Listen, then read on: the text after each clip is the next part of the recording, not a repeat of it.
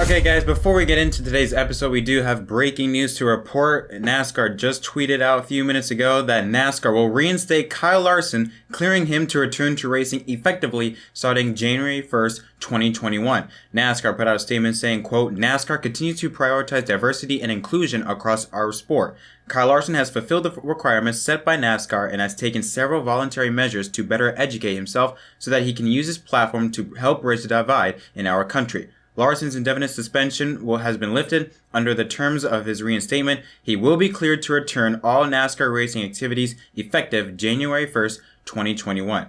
Now, this just further fuels the rumors of him potentially going to Hendrick Motorsports and replacing 88 of Alex Bowman, who moves to the 48 car, replacing the retiring Jimmy Johnson. But again, that is all rumors at the moment. Silly season is, like I said, it is just going to get crazier and crazier as the days go by. And now that's enough of me, and on to the video. Chase Briscoe stated that he needed to win 8 races in order to make it into the Championship 4 and contend for Xfinity Series Championship. I guess what he didn't know is that if you win 9 races in a season, it'll also get you a cup ride next season.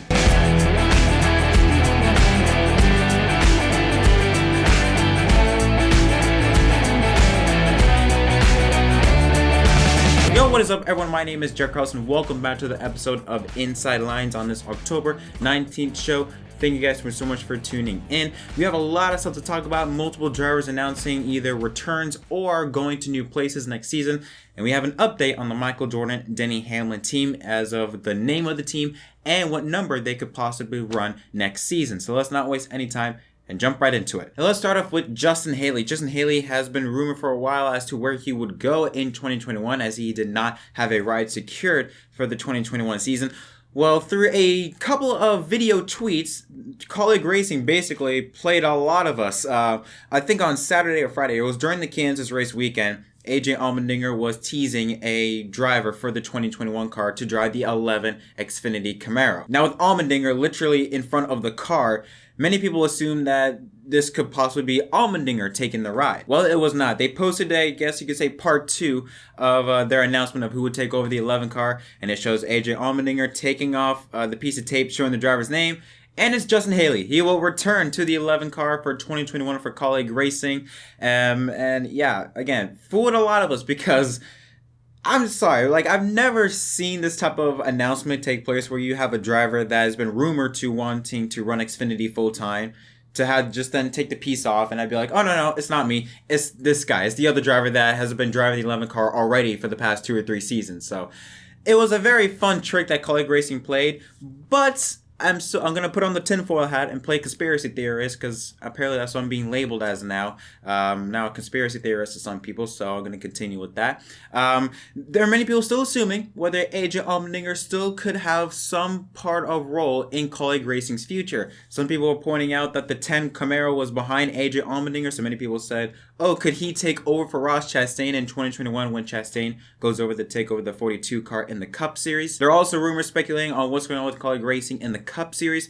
The report came out from Adam Stern that they are potentially looking at entering in the Cup Series as a full-time ride in 2022, and Allmendinger has been rumored as a driver to step up to the plate if that were to happen. Now, that could really be the case, or I'm just thinking way too deep into this, but regardless, very happy for Justin Haley. He has won, I think, 3 or 4 races in his past 2 seasons with Kaulig Racing, so very deserved, I think, of the 11 ride. And Justin Haley, even though he's got a ride set up for 2021, he's got to focus on 2020. Right now, he is in 5th place in Xfinity Series standings, -2 behind Austin Cindric, who holds the final playoff spot for the Championship 4 in Phoenix, which is 2 weeks away, 2 or 3 weeks away. So Haley's got to look forward for that. I got a lot of things going for Kaulig Racing. They have been, in my opinion, they have been one of Xfinity's series and the fans' favorite teams as of late. The chemistry between Allmendinger, Chastain, and Haley got a bit rocky at Daytona in August, but still, a lot of fans want to see Kaulig Racing do well, so I think this is a good move to have Justin Haley return to the 11 car, and I'm very interested to see in his future plans for not only next year, but for 2022. Up next, we're talking about Michael Jordan and Denny Hamlin. Now, it has already been confirmed that those two are going to be making a NASCAR team next season.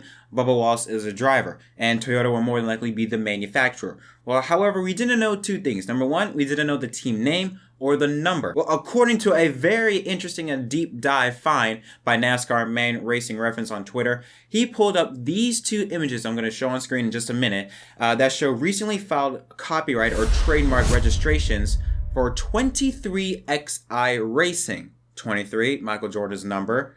XI, 11 in Roman numerals, that's Denny Hamlin's number. And if you take a look at the second row in this page, it says Goods and Services. It'll say Entertainment Services, namely performing and competing in stock car racing events. And it even shows in the owner list applicant 2311 Racing LLC. So we know that has to be Michael Jordan and Denny Hamlin's team. Now another thing that they put out, or at least that NASCAR Man or found, was the next page that he posted showing just the simple 23 number.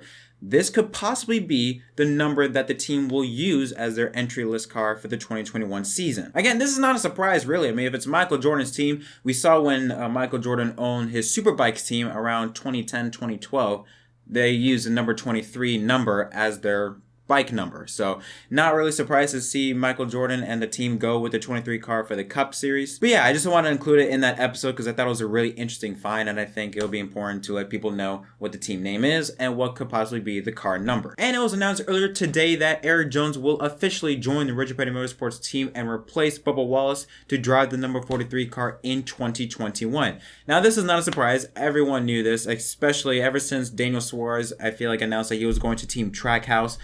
More than likely, people were appointing Erik Jones to join the number 43 team. Now, as for what are the expectations for the team, I think this could be a very odd partnership between Jones and Richard Petty Motorsports, as I think Jones could help the team a lot in terms of maybe get the performance back up to, or at least maybe not back up to where it was, but at least improving the sort of momentum that Richard Petty Motorsports has had, as I feel like they have run a lot better than last season. I think Erik Jones is a great driver that could help continue that momentum for Richard Petty Motorsports, even though they're going to be a bit of a setback next season because of all the sponsorship that Bubba will be taking to the new Michael Jordan team next season. We've seen Erik Jones, especially as of late, put on some really strong runs in the 20 car. I think him going to the 43 car could help the team's chances of even improving their stuff even more next season. So I like this decision, I think, for Jones. To be honest, it was the only decision for Jones, but I think it was the right call that RPM and Jones made. And finally, let's talk about the story that just broke minutes ago.